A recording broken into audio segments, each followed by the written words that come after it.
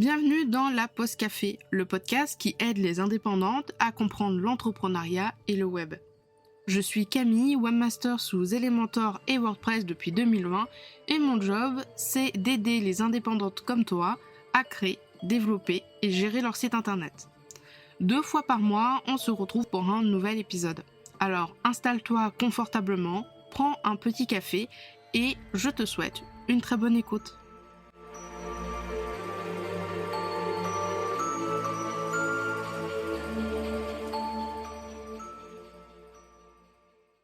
Bienvenue dans ce nouvel épisode de la Pause Café. Très contente de t'accueillir aujourd'hui dans cet épisode où on va parler délégation et business. Et c'est en compagnie de Sonia Lerambourg que je suis très contente du coup d'inviter. Coucou Sonia. Hello Camille, merci pour l'invitation. Et plaisir. On va parler d'un sujet qui me passionne, donc let's go, je suis prête. Ok, nickel. Alors, si tu connais pas Sonia, c'est une experte en business en ligne. C'est aussi une experte en délégation d'entreprise. On me l'a présentée pendant la session de Réveille ton biz de Justine, où elle est intervenue justement sur ce point-là. Est-ce que tu peux te présenter, s'il te plaît, Sonia ? Je vais essayer de me présenter rapidement. En fait, pour mettre 2 mots un petit peu me mettre une casquette, je suis directrice des opérations et consultante en gestion d'entreprise. Concrètement, qu'est-ce que ça veut dire tout ça ? Directrice des opérations, c'est-à-dire que quand je travaille en opérationnel chez les clients, je les accompagne en fait à structurer, restructurer leur entreprise. Je diagnostique un petit peu les besoins, les problématiques qu'ils peuvent rencontrer en termes de structure et puis je les aide à restructurer. Tout simplement, donc qu'est-ce que je veux dire par restructurer ? On va parler de système de gestion de projet, on va parler de recrutement, on va parler de délégation, de management. Voilà, c'est vraiment tout ce qui est pas sexy dans une entreprise. Voilà, en gros. Consultante en gestion d'entreprise, en gros c'est la même chose, mais côté consultance, donc c'est-à-dire que là je n'interviens pas directement, je fais un gros diagnostic avec les clients, je leur donne le plan d'action, puis je les suis ensuite sur leur plan d'action pour m'assurer qu'ils avancent à bonne allure, on va dire. Voilà, du coup relativement experte et spécialisée dans tout ce qui est business en ligne. C'est vrai que c'est surtout avec ces business-là que j'ai l'habitude de travailler. D'accord. Mais tu travailles du coup aussi, ça t'arrive de travailler avec des business, j'allais dire pas en ligne, mais physiques.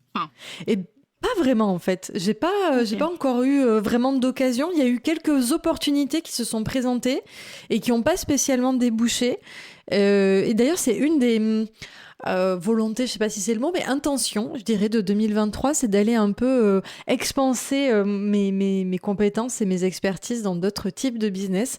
Je sais pas si j'y arriverai vraiment en 2023, mais c'est une volonté, oui, quand même, d'élargir un peu le type de clientèle. Ok, ouais. D'accord.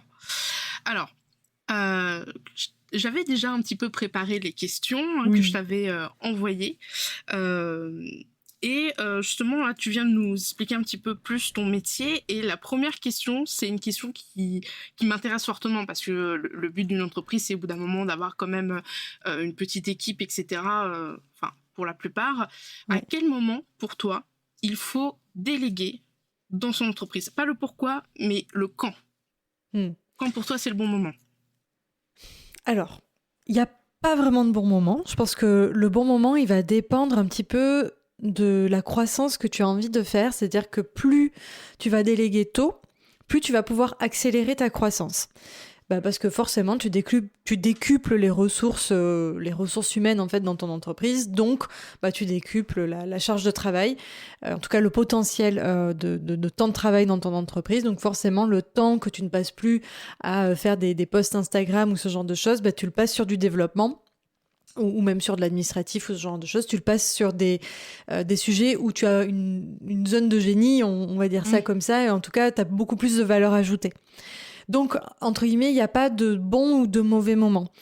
Par contre, il faut être réaliste, c'est que dans les business en ligne, on est quand même souvent comment dire, en autofinancement. C'est-à-dire qu'on c'est rare quand dans nos types de business, on fait soit des emprunts, soit carrément avoir des associés. Ça arrive, mais c'est quand même super rare. Et donc, à partir de ce moment-là, comme on est en autofinancement, il faut aussi que le recrutement, même si c'est un freelance en externe, il soit cohérent par rapport, en fait, au chiffre d'affaires que génère l'entreprise et donc aux charges que peut supporter l'entreprise. Donc, ce que j'aime bien dire pour donner des repères, c'est que à partir à peu près de 50 000 € hors taxe, ça commence à être un chiffre d'affaires sur lequel on commence à être relativement à l'aise en fait pour déléguer. Ça ne veut pas dire qu'on ne peut pas déléguer avant, ça ne veut pas dire que quand on arrive à 50 000 €, il faut déléguer du tout.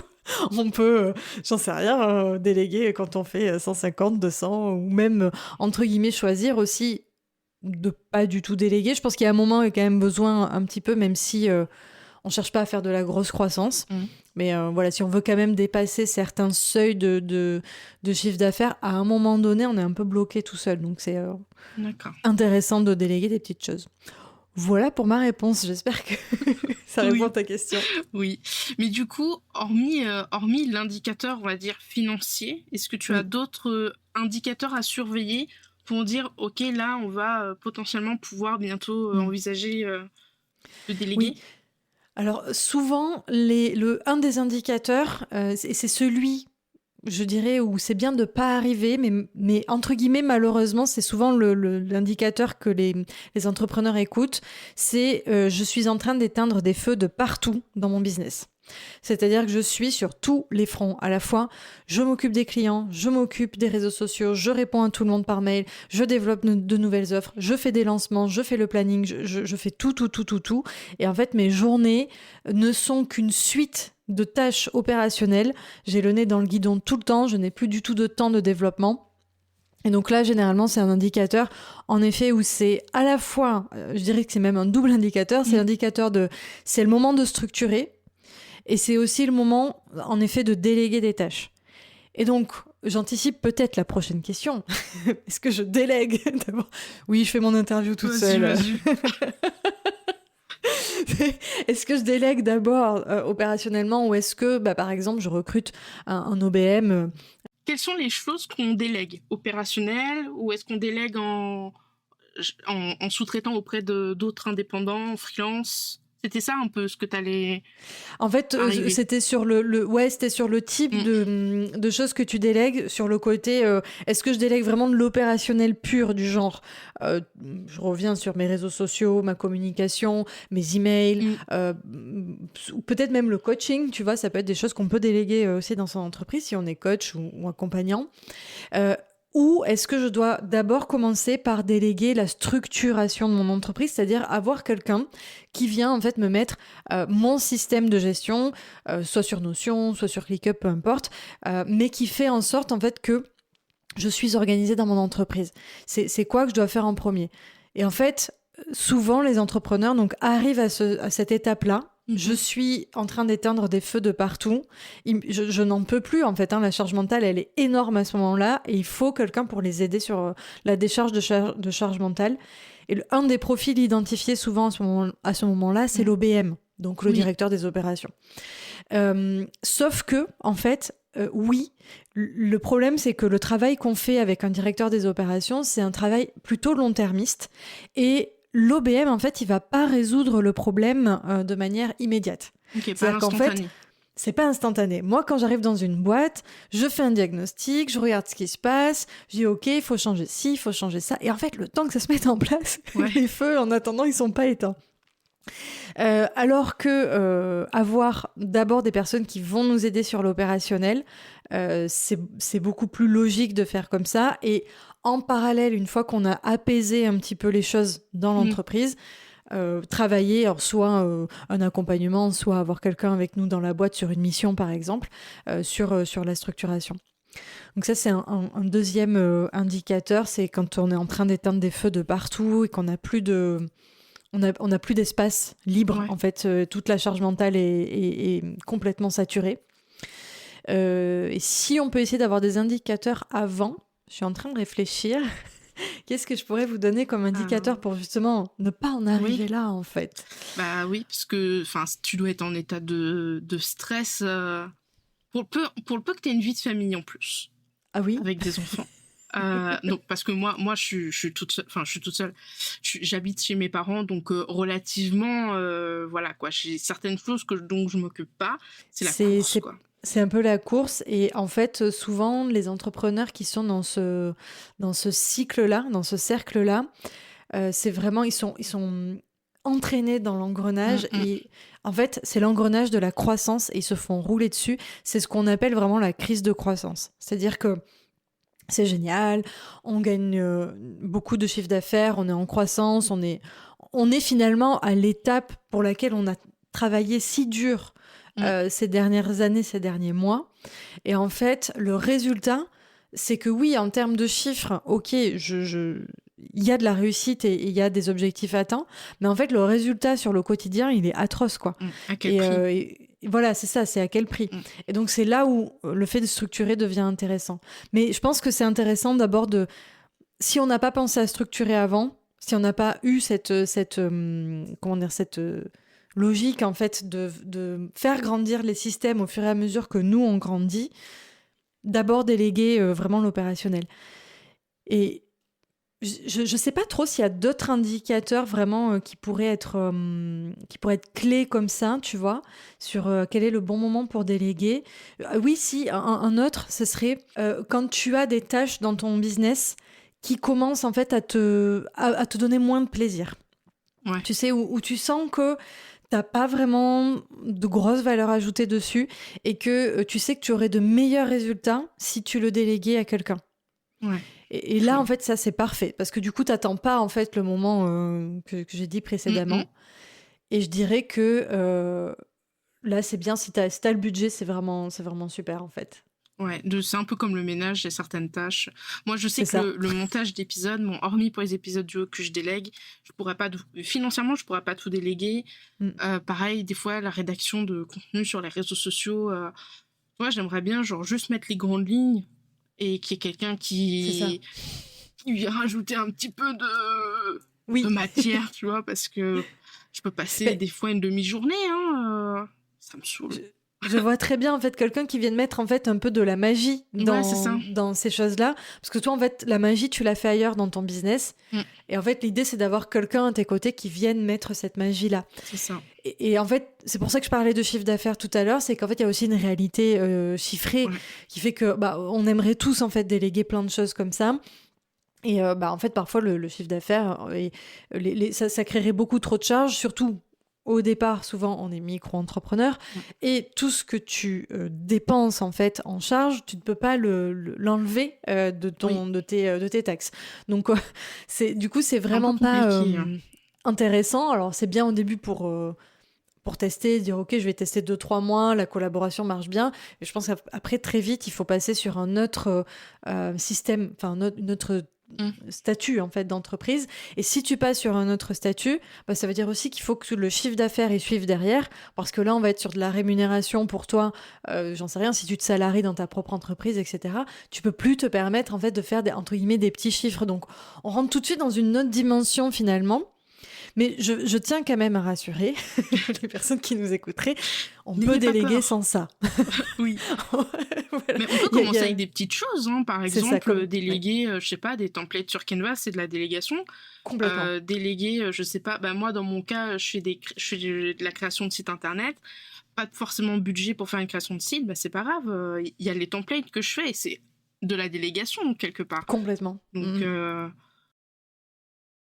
c'est compliqué aussi de déléguer, de se dire c'est mon bébé, je travaille dessus, il y a quelqu'un qui va potentiellement pas faire comme moi je veux, c'est un peu s'arracher le bras, enfin le cœur un peu pour le donner à quelqu'un, c'est compliqué de déléguer. Alors complètement, tu fais bien de dire ça parce que c'est un point clé dans la délégation et le fait de commencer en fait petit, en quelque sorte, de déléguer des petites choses, un template, une relecture, un montage de podcast ou de vidéo. Mais en fait, quelque part, ça t'entraîne. Et c'est un peu comme tout, en fait, déjà dans la vie d'une manière générale, mais on va parler business, c'est que c'est un muscle qui se travaille. Tu sais, c'est un peu ce côté aussi mindset, parce que le fait de déléguer et de faire grandir ton entreprise, ça va beaucoup jouer sur ton état d'esprit et ça va venir beaucoup te challenger.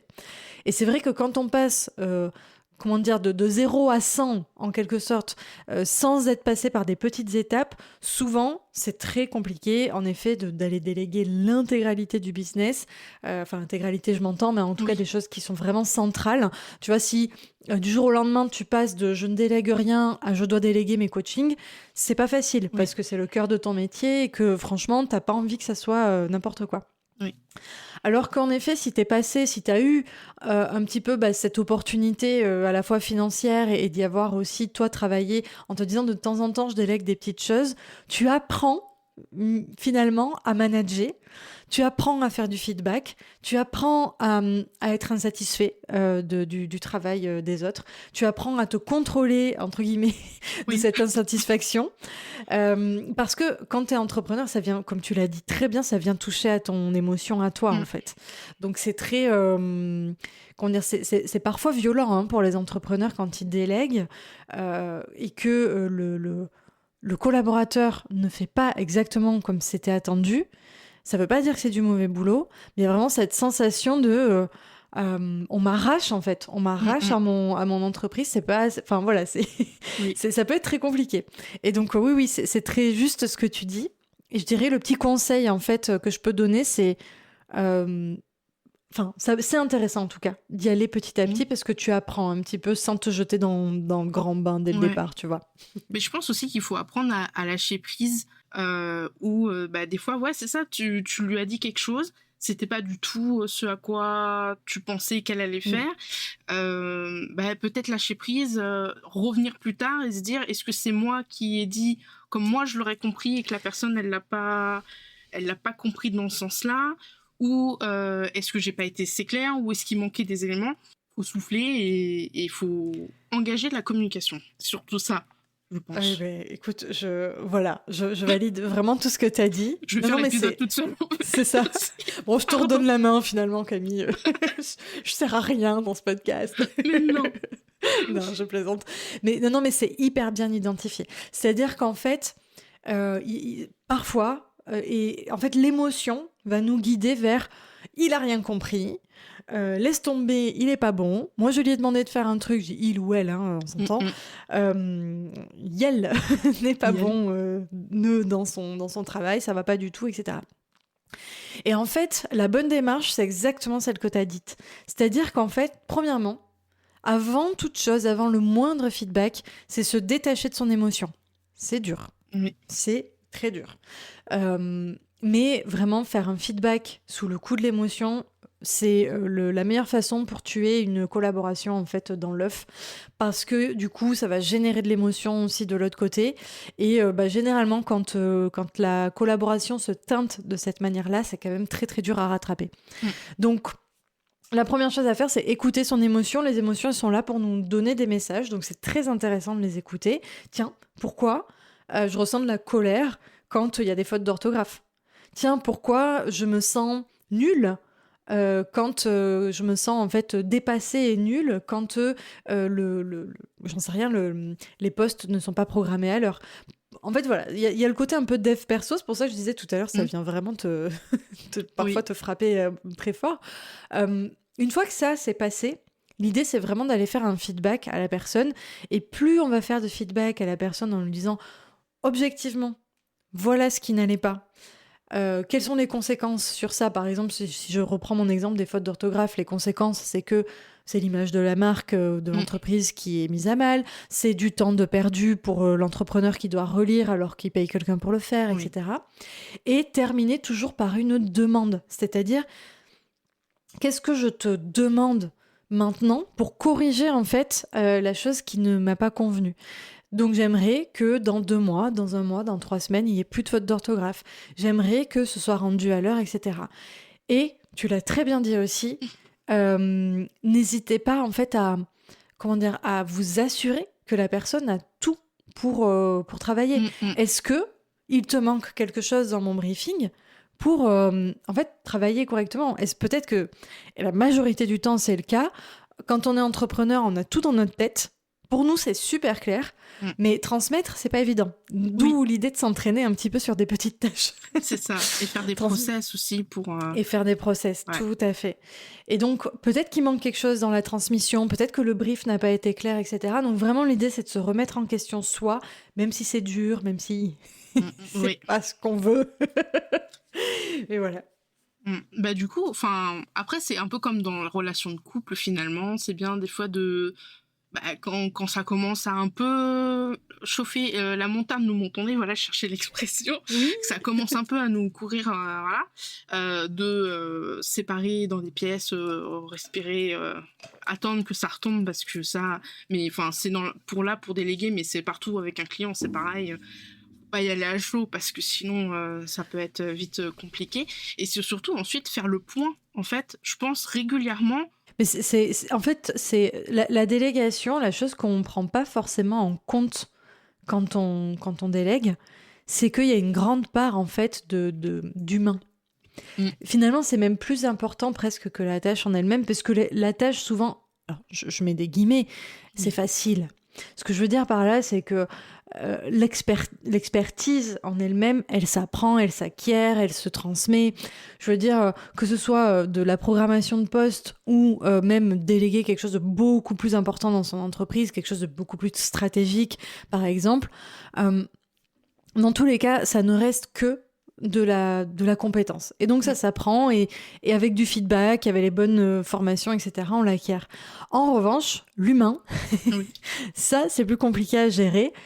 Et c'est vrai que, comment dire, sans communication, sans prise de recul, sans toute cette dimension en fait de gestion humaine et finalement de relations humaines, si tu prends pas ça en compte, en fait tout de suite, très rapidement, tu peux partir un peu dans le mauvais side, on va dire, de la délégation, où moi j'ai beaucoup d'entrepreneurs souvent qui viennent me voir et qui me disent « ça va pas du tout avec mon assistante ».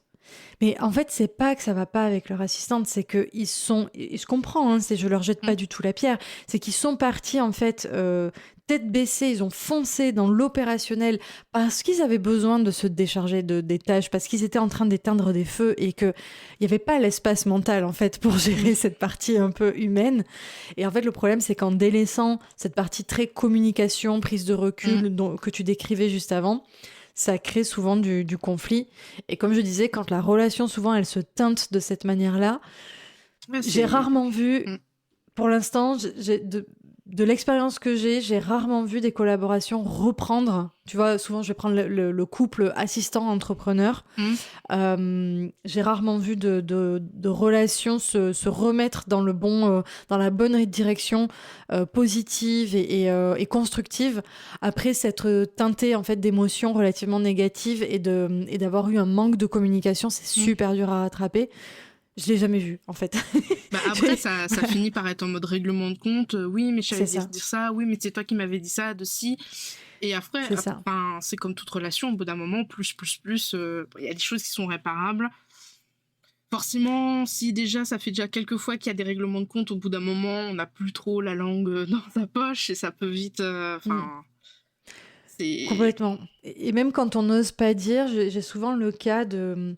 soit d'entrepreneurs, soit d'assistants, qui viennent me voir et qui me disent en fait ça va pas, je sais pas comment faire, qu'est-ce que je peux faire en fait, parce que j'ai envie de me séparer soit de cet assistant, soit de ce client, dans le cas du collaborateur, de l'assistant. Mais je sais pas comment le dire, parce que on a cette sensation d'être redevable envers la personne, que en fait on s'est engagé, etc. Alors que, non, déjà, faut pas oublier que l'assistant, souvent, il est freelance, donc c'est OK de se séparer d'un freelance. Il y a pas de... c'est pour ça aussi qu'on prend des freelances. Mais en fait, ce qui se passe, c'est que souvent, je leur dis, mais tu sais, mets à plat, fais un peu l'exercice feedback. Donc, objectivement, quelles sont les choses que tu as à reprocher à la personne? Et je dis vraiment objectivement. C'est-à-dire que, par exemple, dire à quelqu'un, tu es toujours de mauvaise humeur, C'est pas objectif. objectif. On peut pas dire est-ce que tu es de bonne ou de mauvaise humeur, c'est un jugement en fait. En revanche, dire à la personne les posts Instagram sont toujours publiés en retard, bah ça c'est objectif en fait. On peut pas, c'est pas une question de jugement. Donc être très objectif, mettre à plat sur les conséquences et puis formuler la demande. Et la demande, ça peut être, en fait, ça ne me convient pas comme collaboration et je souhaite y mettre un terme. Et en fait, à 100% des cas, quand je dis aux entrepreneurs ou parfois aux assistants de faire ça, 100% des cas, ils reviennent, ils me disent « Oh, mais en fait, j'ai dit ça à mon assistant, il était tellement soulagé que j'aborde le sujet parce que lui non plus, en fait, ça lui convenait plus. Et en fait, on s'est séparés en super bons termes parce qu'on était juste trop contents de mettre fin à cette collab, quoi. » Donc voilà, faut aussi penser à après, c'est mettre fin à cette collaboration à l'instant T, mais rien dit que sur des missions un petit peu plus ping-pong. Aussi. Alors, j'ai pas le nom, mais j'ai pas le... One shot. Voilà, merci. Moi, j'appelle ça ping-pong. On ait besoin de cette personne. Et puis, je pense que des fois aussi, il y a... en fait, quand tu as des collaborations qui sont sur le très, très, très long terme, c'est-à-dire du début, en fait, ton entreprise, elle change, ta vision, elle change. Et des fois, la personne avec qui tu le collabores, elle est pas... Enfin... Voilà, tu vois ce que je dis ? Oui, tu fais de la croissance rapide, en fait. Et du coup, la personne avec qui t'es, elle est peut-être moins préparée à ça, elle. Et du coup, il y a des fois où tu dois te séparer. Pas par budget ou autre, mais juste parce que t'es plus la personne que t'étais avant. Tu as vu déjà ça ? Je vois très bien ce que tu veux dire. Je vais le reformuler. C'est très juste. C'est que, en fait, et ça arrive souvent aussi dans les plus grandes entreprises, tu vois. C'est vraiment un exemple typique des problématiques en délégation et en management. C'est-à-dire que tu vas recruter une personne, toi, tu es à l'étape 1. Donc, on va prendre l'exemple de notre entrepreneur qui recrute son premier assistant, entre guillemets, à temps plein. Je mets des énormes guillemets, c'est pas à temps plein, mais quelqu'un qui va vraiment être un peu dans le 360 degrés de l'entreprise. Et en 6 mois, l'entrepreneur fait une croissance très très rapide en fait, qui fait que très rapidement il a besoin de structurer, il a besoin de compétences complètement différentes en fait que celles pour lesquelles il a recruté l'assistant il y a 6 mois. Il a besoin plutôt de gestion de projet, de ce genre de choses, donc un profil plus OBM par exemple. Hein. Je donne un exemple, ça peut être plein de choses différentes, mais pour qu'on ait quelque chose en tête sur lequel se raccrocher. Et il va y avoir des attentes en fait au niveau de l'assistant. On va demander à l'assistant en fait qui l'aide sur cette structuration et qui suive en fait le mouvement là sur cette croissance.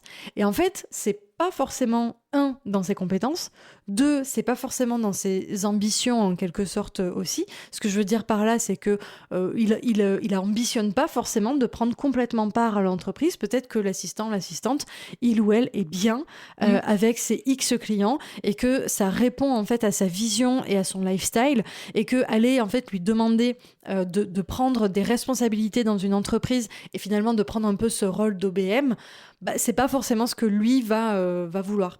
Sauf que c'est pas toujours identifié tout ça. C'est-à-dire que l'assistant lui-même en fait n'a pas forcément conscience que c'est pas ce qu'il veut profondément.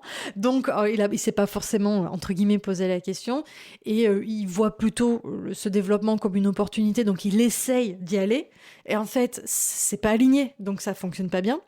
L'entrepreneur de son côté lui a pas identifié que la problématique aujourd'hui c'était qu'il fallait faire grandir aussi l'entreprise et qu'on avait besoin d'autres profils pour aller développer, etc. Et en fait, tout ce manque d'identification de réalité finalement sur les expertises, etc. fait que, c'est exactement ce que tu dis, la personne, elle était là au début, ça allait très bien jusqu'à un certain seuil en fait de croissance. Passé un certain seuil, en fait, la personne ne correspond plus au profil dont on a besoin. Et je le vois aussi dans des entreprises un peu plus grosses, hein, type start-up ou PME, où tu vas avoir une équipe de 10 personnes. Et donc, ça se passe, admettons, super bien, tu vois, il y a un bon management, il y a une bonne synergie dans l'équipe, ça roule plutôt bien. Et l'entreprise fait face à une plutôt grosse croissance, voire elle fait une levée de fonds, tu vois, pour de la start-up. Et donc, comme elle fait une levée de fonds, elle va faire rentrer, j'en sais rien, 15 personnes de plus dans l'équipe.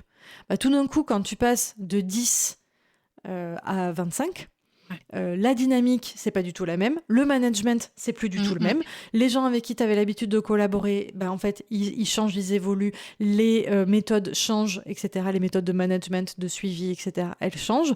Et en fait, là où le collaborateur pouvait être complètement à l'aise et dans sa zone de génie, dans une équipe de 10 personnes, managée de X ou Y façon, tu la mets dans une autre méthode de travail, en fait, elle s'y retrouve pas. Et en fait, c'est le moment en fait, où tu as du turnover et où en fait, la personne démissionne et soit elle devient entrepreneur, soit elle cherche une autre entreprise pour travailler. Mais c'est exactement ça, c'est juste ce que tu dis. Ok.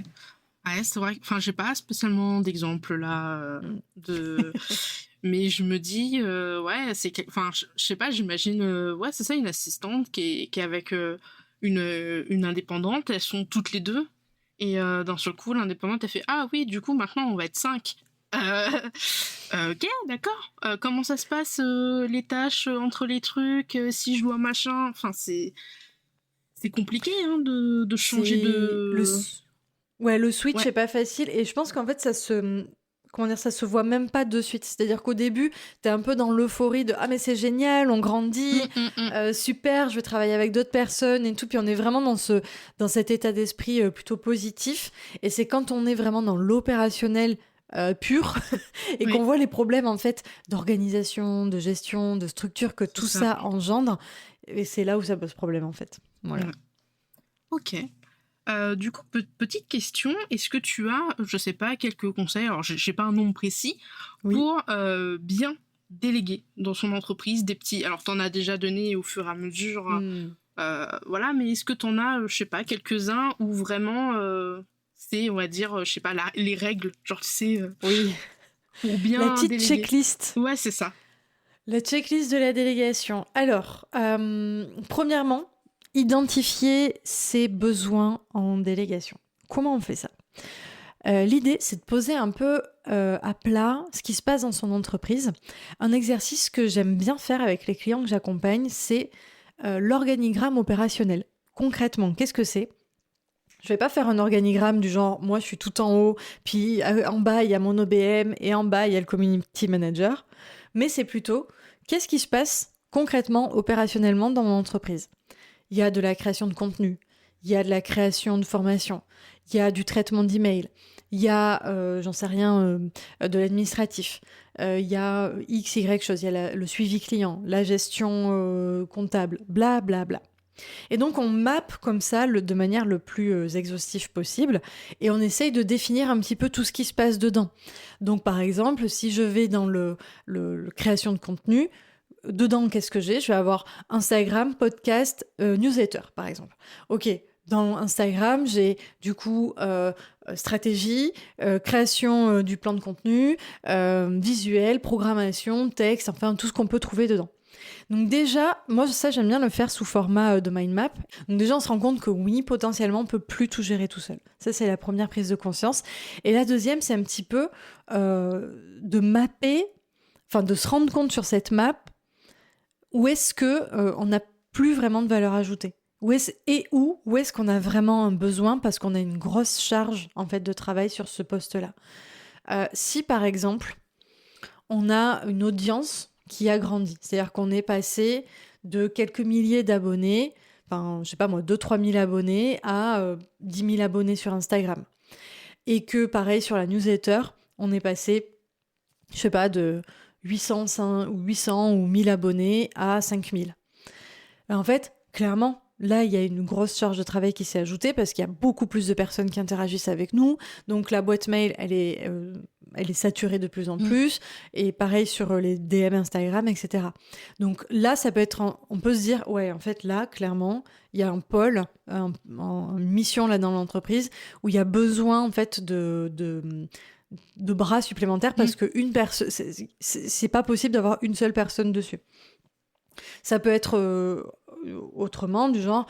en fait, faire toute la rédaction de la newsletter, je n'en peux plus, ça ne me plaît pas, c'est pas, j'ai aucune valeur ajoutée en fait à faire ça, donc je vais plutôt le déléguer. C'est pas une question de trop plein de charges ou de trop de temps de travail, mais c'est une question de, c'est pas ma zone de génie. Et si je le délègue à quelqu'un, ça sera mieux fait, on va dire. Donc identifier les tâches à déléguer parce que on délègue pas tout et n'importe quoi. Ça peut être l'administratif, ça peut être la compta, peu importe. On a un diagramme, oui, je crois que c'est un diagramme, tu sais, où tu mets une...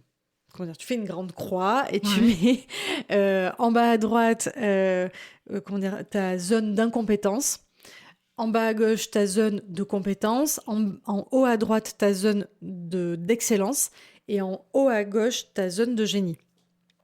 Et tu peux aussi définir dedans qu'est-ce que incompétence, qu'est-ce que je ne sais pas faire.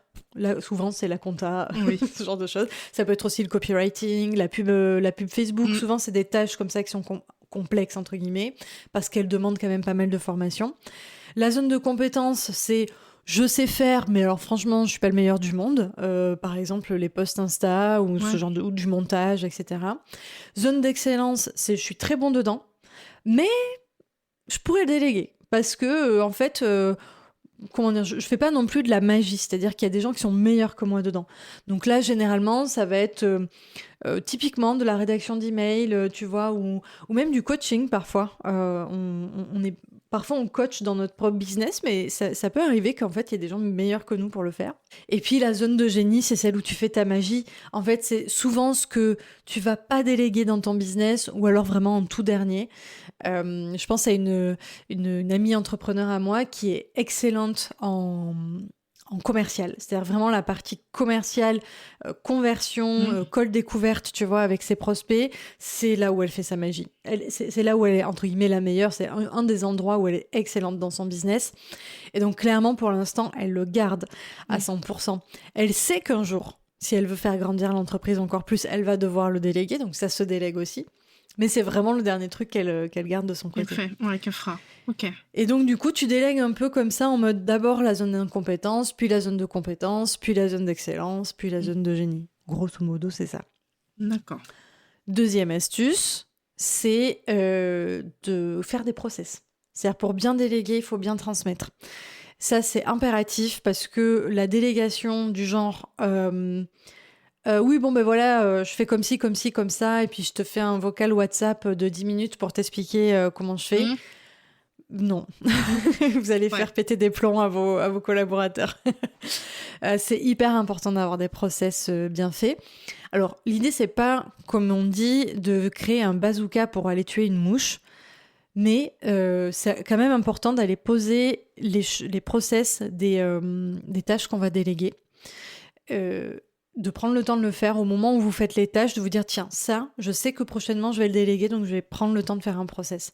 Et un process, il faut qu'il soit à la fois, pour moi, il faut impérativement qu'il soit écrit, parce que il faut que la personne puisse suivre une checklist sans regarder un tutoriel de 50 minutes ou de 30 minutes. Et si vous faites des vidéos, moi j'aime bien, je conseille d'ailleurs de faire des tutoriels vidéo, mais alors par contre il faut que ce soit vraiment découpé en toutes petites étapes, que ça dure pas plus de 2-3 minutes, à la fois pour que ce soit digeste pour le collaborateur et pour que ce soit plus facile de le mettre à jour également. C'est-à-dire que du coup, s'il y a juste une petite chose qui change dans le process, il n'y a pas besoin de refaire 30 minutes de... Voilà. Ok. Et je dirais, troisième conseil, qu'est-ce que je peux donner en troisième conseil ? De mettre en place un système de communication clair et fiable. Qu'est-ce que je veux dire par là ? Je reprends mon exemple de WhatsApp. WhatsApp n'est pas un moyen de communication. Oui. Oh, oui. Voilà. Merci. En entreprise, ce n'est pas un moyen de communication. Moi, j'ai toujours un WhatsApp avec mes clients. Mais WhatsApp, il sert à deux choses. Il sert à papoter, c'est-à-dire à connecter en fait avec le collaborateur, c'est-à-dire voilà, comment tu vas, tiens, regarde, petites photos, ce que j'ai fait ce week-end. Bref, on se raconte nos vies. Bon, après, ça dépend du niveau de relation qu'on a envie d'avoir avec la personne. Et ça sert surtout pour les urgences. C'est-à-dire que si mon client... Moi, si je suis assistant et que mon client me contacte sur WhatsApp, ça veut dire qu'il y a quelque chose. Et que c'est la merde. Ouais, tu peux le dire, t'inquiète. Oui. Et qu'il va falloir que je me rende disponible. Sinon, tout le reste, en fait, de la communication sur les tâches précises doit se faire directement sur le logiciel de gestion de projet. Donc, on n'est pas obligé, encore une fois, d'avoir un bazooka avec un Notion, avec 15 tables de base de données, de machin, etc. Mais au moins avoir un minimum, c'est-à-dire un Kanban avec tâches à faire, en cours, à valider et fait. Et que toutes les tâches, en fait, que toute la communication sur les tâches passe par ce logiciel-là. Donc, ça peut être Notion, ça peut être ClickUp, ça peut être Asana, ça peut être Trello. Trello, ça marche très, très bien aussi. Pas besoin, encore une fois, de créer un bazooka, mais c'est nécessaire que ça passe par là et qu'on définisse, en fait, au préalable, comment on va s'organiser. Est-ce que l'assistant est disponible toute la semaine pour aller voir les retours du client ? Est-ce que le client lui-même fait des feedbacks en continu quand l'assistant lui envoie son travail ? Ou est-ce que le client dit « Non, moi je vais vérifier ton travail tous les mercredis », ça veut dire que l'assistant, entre guillemets, doit travailler pour que tout soit fait le mardi soir. Donc ça, c'est vraiment quelque chose à définir au départ, même sur des toutes petites tâches qu'on peut confier. Donc vraiment être structuré dans sa délégation. Ça évite aussi, tu sais, tout ce qu'on disait tout à l'heure, le côté émotionnel, etc. Parce qu'on est dans le système il est là pour nous aider, pour nous structurer. Et voilà, du coup, après on peut avoir un Slack, un machin. Bon, si on n'est que 2, honnêtement, c'est pas forcément nécessaire, mais voilà, ne pas, surtout ceux qui nous écoutent et qui souhaitent déléguer, pitié, ne faites pas des vocaux de 10 minutes à vos collaborateurs pour leur donner vos nouvelles idées. Je pense que tu vois de quoi je parle, les clients qui te disent « Ah, j'ai eu une nouvelle idée pour le site !» Et puis là, ils te font un vocal de 15 minutes. Affreux. Et en fait, non. Ça doit passer dans une réunion. C'est-à-dire que ça ne rentre pas dans le cadre du WhatsApp et ça ne rentre pas dans le cadre du logiciel dont je parlais tout à l'heure. Donc, c'est une réunion. Et donc, dans ce cas, il faut programmer une réunion. Ça veut dire que il faut que le client dise à son collaborateur, en fait, là, j'ai eu plein de nouvelles idées. J'ai besoin de te les communiquer pour que tu m'aides aussi à les structurer, à les trier, à les formaliser. Et qu'en fait, du coup, le collaborateur fasse aussi son travail de conseiller, parce que souvent, on n'est pas que assistant et on n'est pas que créateur de site web. Si je reprends ton exemple, on a aussi un devoir de conseil. Et voilà, et du coup, c'est dans ces moments-là que ces échanges doivent avoir lieu, surtout pas sur des WhatsApp infinis, c'est compliqué. C'est vrai que là, depuis tout à l'heure, je m'adresse aux entrepreneurs qui souhaiteraient déléguer, en mode, en fait, voilà, par exemple, si je veux déléguer mon site web, il faut que je cadre, il faut que je crée un cadre pour mon prestataire, etc. Mais en fait, souvent, les entrepreneurs n'y pensent pas. Donc, s'ils n'ont pas écouté ce podcast... C'est à vous, en fait, en tant que prestataire, du coup, de venir apporter ce cadre-là. Ça peut aller dans les deux sens, en fait. C'est ça. Avoir un peu une casquette de chef de projet, finalement. Complètement. Et dire, non, là, c'est stop, quoi. Faut qu'on change parce que moi, j'y arrive plus. Et même, c'est pas sain parce que, du coup, quand il y a besoin de faire, tu sais, il faut... Comme ça, oui, mais je te l'avais dit le 25 octobre. Non, c'est impossible. C'est affreux. Donc, au minimum de ce que je fais, c'est je suis un formulaire sur Teli avec, tu sais, des champs et ça m'envoie un récap par mail du formulaire et je fais un copier-coller et j'ai une trace parce que sinon, c'est affreux. Mais voilà, ça, c'est... On apprend de ses erreurs, quoi. Exactement, mais on l'a tous fait en tant que prestataire. Moi, j'ai pas commencé directrice des opérations, je te rassure. Et je n'ai pas été propulsée, tu sais, tel le divin. et oui, ce genre d'erreur avec les clients qui, en fait, te dépassent, en fait. Ils déversent toute leur charge mentale sur toi et t'as pas créé de système, en fait, et de structure pour ça. Et tu te fais déborder. Oui, on l'a tous vécu, je crois. J'ai une petite question. Alors, c'est plus pour soulever une problématique que je me suis faite avant de déléguer et que j'ai vu un petit peu. Est-ce que le fait de déléguer, ça nous déshumanise un petit peu de se dire c'est pas moi qui le fais. Donc, tu vois un peu où je veux en venir ? Je crois que je vois, c'est-à-dire si je suis entrepreneur, j'ai mon entreprise d'infoprenariat, je vends de la formation en ligne, je reprends souvent cet exemple parce que c'est celui que je connais le mieux, mais c'est valable pour tout. Et si, en fait, demain, je délègue, par exemple, les posts Instagram, en fait, je trahis mon audience.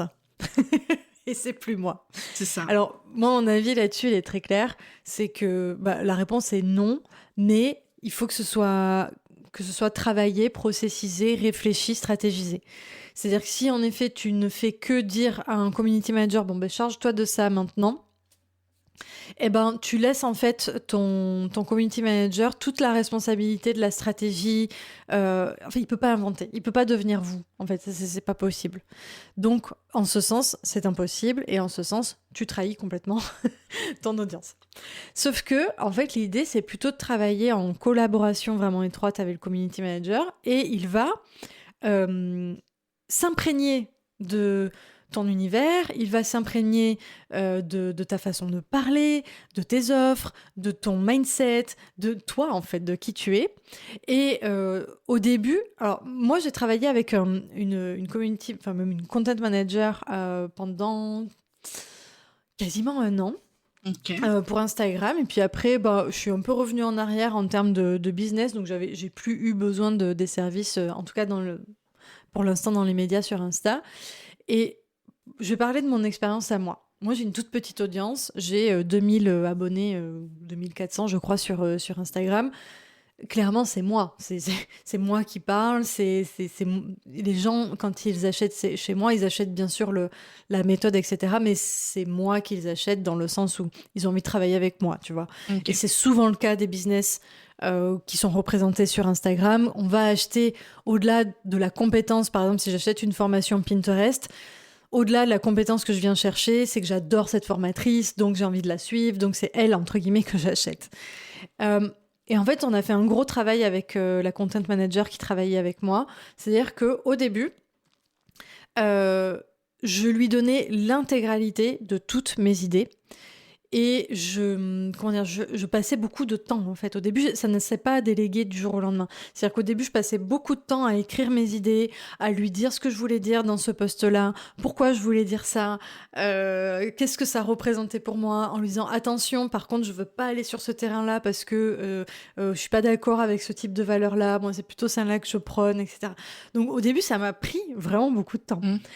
Et elle, en fait, ce qu'elle faisait, c'est que elle lisait tous mes textes, et elle créait en fait des textes par rapport à ce que je mettais. Et ensuite, je passais beaucoup de temps à corriger, je mets des guillemets. Ce que je veux dire par corriger, c'est elle va écrire un premier jet, et forcément, elle n'est pas moi, donc elle peut pas écrire comme si c'était moi dès la première fois. Et donc, je vais reprendre son texte en lui corrigeant, en lui disant, en fait, là, je mettrais plutôt ça, mais j'explique pourquoi. D'accord. Pourquoi cette phrase et pas cette phrase-là. Pourquoi, là, en fait, j'aime pas trop la tournure et j'aurais plutôt mis ça, et pourquoi je mets comme ça. Et c'est typiquement ça, hein, du feedback. C'est vraiment, le feedback, c'est pas que ça me convient pas, en fait. Oui. Et en fait, on a travaillé comme ça en itération pendant un moment. Si bien que, très franchement, et c'est là où c'est la magie de la délégation, c'est qu'au bout de quelques mois, c'est vrai de semaine en semaine, c'est de plus en plus vrai. La première semaine, je fais beaucoup de travail, la deuxième semaine, j'en fais un petit peu moins, la troisième semaine, un petit peu moins. Et en fait, si on fait le continuum, au bout de quelques semaines, mois, je n'avais plus rien à faire en quelque sorte. Ce que je veux dire par là, c'est qu'elle me connaissait bien, elle connaissait très bien mon domaine, ma thématique, ma personnalité, mon style, ma façon de faire, ma façon de parler avec les gens, etc. Et en fait, du coup, elle arrivait le mois, à la fin du mois, par exemple, fin février pour le mois de mars, avec tout le... Non, d'ailleurs, on avait même 2 mois d'avance. Donc, elle arrivait fin février pour le mois d'avril. Elle arrivait avec tout le plan de contenu. Donc, elle avait vraiment des suggestions de sujets. Et en fait, j'étais en mode... Mais j'avais jamais rien à dire. C'est-à-dire qu'en fait, c'était limpide. Oui, j'aurais même pas eu de meilleures idées que ça. Tu vois ce que je veux dire? Moi-même, si c'était venu de moi, j'aurais pas eu de meilleures idées. Ensuite... une fois que je valide le plan de contenu, au début, on le faisait ensemble. C'est-à-dire qu'au début, je lui donnais mes idées, À la fin, non. Et ensuite, elle rédige l'ensemble des posts. Et en fait, il y a un moment où je ne corrigeais plus rien. Il y a un moment où j'étais, ça c'est trop bien, ça c'est génial. Et puis, tous les mois, après, c'est un cadeau, quoi. Si tu veux, tous les mois, tu reçois ton big cadeau de contenu. Et j'avais même cette sensation, tu vois, parce qu'on avait quand même... Entre 1 et 2 mois d'avance, 2 mois, c'est quand on vraiment cartonnait. au mieux, c'était 1 mois. Ça nous arrivait d'avoir du retard, hein, on est humain, mais comme j'avais oublié, entre guillemets, le contenu, parce que je l'avais validé, mais bon, entre-temps, j'étais passée à autre chose. Et tous les jours, c'était comme une surprise sur mon Instagram, genre « Ah, mais oui, je me souviens de ce post, il est génial !» Je suis trop contente qu'il soit sorti. Voilà, c'est ça, moi, un peu ma vision de la délégation. Ouais. Quand tu dois déléguer quelque chose de très personnel, pour moi, c'est complètement possible. Il faut, quelqu'un de compétent. Ça, c'est sûr qu'il faut quelqu'un qui connaisse son métier. Alors, ce que je veux dire par là, c'est que tu peux déléguer des choses à des personnes qui apprennent. C'est très bien aussi de laisser leur chance à des personnes qui apprennent, mais ça dépend en fait du niveau d'exigence et de compétence dont tu as besoin à l'instant T. Là, moi, typiquement, j'avais vraiment besoin d'avoir quelqu'un de compétent qui soit vraiment, qui me fasse le contenu, entre guillemets, sans que j'y réfléchir, pour demain pouvoir vraiment aller me concentrer sur autre chose. Et donc, ça m'a pris beaucoup de temps au début, mais après, c'était transparent dans mon quotidien. Oui, c'est le temps de l'intégrer, en fait, finalement, et après... Mais c'est bien, je trouve ça incroyable, cette façon de faire, parce que des fois, tu tombes sur des collaborations, on te donne tout, voilà, et après, tu te débrouilles. Mais tu peux pas, en fait. C'est affreux.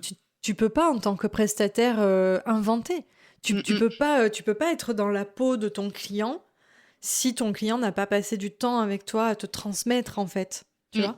Et donc, c'est ça une des erreurs aussi souvent que je vois dans la délégation, c'est que les entrepreneurs souhaitent, en fait, que le problème soit réglé par l'assistant, mais l'assistant n'est pas magicien.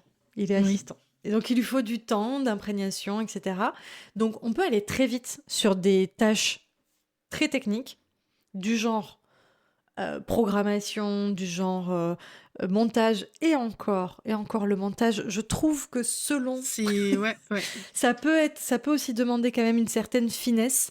Moi, je vois mes podcasts, je délègue aussi toute la partie montage, et je vois la personne qui s'en occupe, honnêtement, maintenant... Je fais plus de retour non plus parce que, en fait, il a compris comment je parlais, comment je fonctionnais, etc. Donc, j'ai même plus besoin de faire de brief. Mais au début, on a eu des allers-retours d'ajustement, tu vois. Donc, je pense que même pour des tâches très techniques, en quelque sorte, il y a toujours une phase d'imprégnation, d'adaptation. Et si on accepte ça, si on accepte de perdre du temps, en quelque sorte, au début, mais après, c'est magique. Après, t'en gagnes.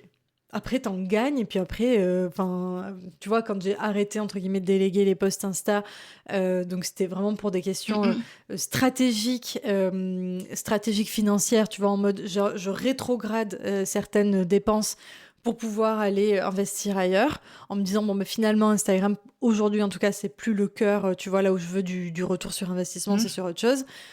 Oh, mais j'avais les boules, hein, quand même. C'est-à-dire que je l'aurais bien gardé quand même, mais je sais que ça reviendra, tu vois, mais voilà. C'est une petite question, c'est juste une interrogation. Est-ce qu'il y a des points que tu aurais aimé que j'aborde avec toi avant de pratiquement conclure? C'est une bonne question. Je crois qu'on a fait un gros 360 de la délégation. Je réfléchis si... J'ai pas trop suivi le plan que je t'avais envoyé par mail. Mais c'est ça qui est bien, tu vois, c'est que ça a été une vraie discussion, j'ai trouvé très agréable. Je réfléchis si... J'ai vraiment cette sensation qu'on a fait un joli 360. Tu vois, je vois rien qui me pop là, où je me dis « Ah, on n'a pas parlé de ça ». Ok, nickel. Je suis contente. Merci beaucoup. Du coup, où est-ce qu'on peut te retrouver ? Il me semble que tu as un podcast. Oui, tout à fait. Alors, le mieux, il y a 2 endroits idéaux pour me retrouver. C'est Instagram. C'est là où, on va dire, parfois je suis active en termes de contenu, parfois pas, mais je suis toujours là, c'est-à-dire qu'on peut venir papoter avec moi. Et le deuxième endroit, c'est mon podcast, en effet. Donc là, c'est plus pour avoir du contenu, on va dire... de qualité, n'est-ce pas ? Où je vous raconte tout un tas de choses sur la délégation, notamment, puis tout ce qui tourne autour de la systématisation, la structuration de vos entreprises. Et moi, je parle spécifiquement des entreprises en ligne, notamment de solopreneurs. En tout cas, pour l'instant, c'est la direction à l'heure où je parle du podcast. Et donc, mon podcast, c'est Système au pluriel et compagnie. Et ça s'écrit e-commercial, CIE. Pas très facile, mais... Comme Monstres et compagnie. Voilà, exactement. Sauf que c'est Système et compagnie. Voilà. Voilà, où la première saison est terminée. Je suis en train de préparer la deuxième. Alors, je sais pas quand va sortir cet épisode, mais... Avril, normalement. J'ai un peu d'avance. Mais normalement, avril, on devrait être, si mon planning est respecté, on devrait être dans la deuxième saison, pas loin. Ok. Voilà. Ok, bah écoutez, allez écouter le podcast de Sonia. Du coup, on va s'arrêter là. Pour aujourd'hui, je pense que ça peut être pas mal. Si toi qui m'écoutes, tu as apprécié cet épisode, tu peux nous faire un retour sur nos Instagram. Le compte Instagram de Sonia, c'est @sonia.laurentbourg, c'est tout simple. Et le mien, c'est @camille.davidp15. Tous les liens seront dans la description. Je te souhaite une excellente journée, soirée, semaine, et on se retrouve très vite dans un prochain épisode. Salut Sonia! Salut, merci pour cette super invitation. Ciao. Merci à toi. Ciao. C'est déjà la fin, tu es encore là? Alors merci à toi d'avoir écouté jusqu'ici. Si tu as encore une toute petite minute et surtout si tu as aimé cet épisode, tu peux chercher sur Apple Podcast ou Spotify le podcast La Pause Café pour y laisser une note et un avis. Sur ce, je te retrouve très bientôt dans un prochain épisode. Je te souhaite une très très bonne semaine et puis je te dis à plus tard. Salut.